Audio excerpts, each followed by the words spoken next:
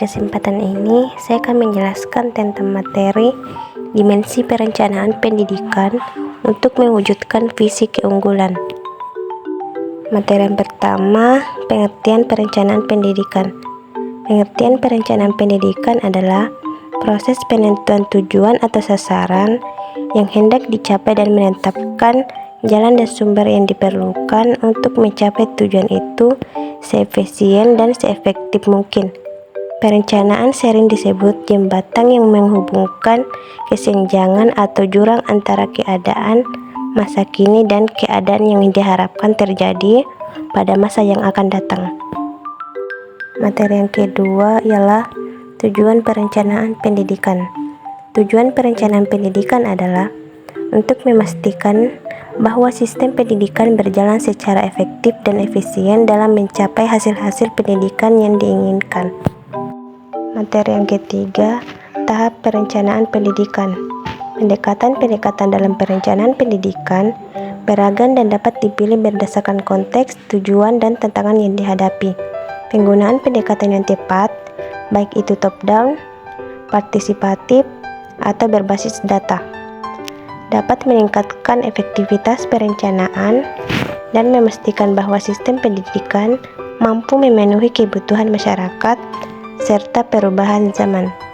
Materi yang keempat, pendekatan perencanaan pendidikan. Perencanaan pendidikan yang efektif tidak hanya memastikan kelangsungan pendidikan berkualitas, tetapi juga memberikan manfaat jangka panjang bagi siswa, guru, masyarakat, dan perekonomian secara keseluruhan. Ini mencakup peningkatan kualitas. Materi yang kelima, faktor perencanaan pendidikan. Berbagai faktor sosial, ekonomi, politik, budaya, teknologi, dan lingkungan berperan penting dalam perencanaan pendidikan.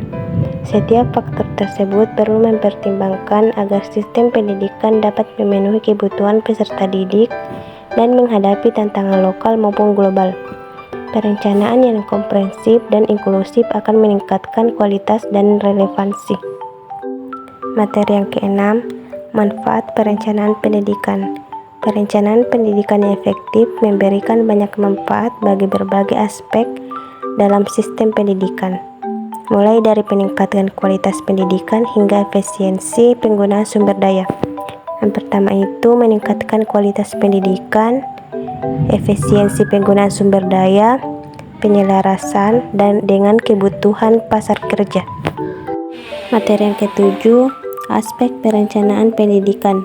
Perencanaan pendidikan sebagai surem memuat langkah-langkah prosedural dan seperangkat komponen yang diperlukan selama proses perencanaan. Materi yang terakhir, perencanaan pendidikan dan visi unggulan sekolah. Visi merupakan sketsa masa depan organisasi yang dapat dilihat sekarang sehingga mendorong setiap orang untuk mulai hidup dan bekerja dalam situasi yang dikehendaki itu.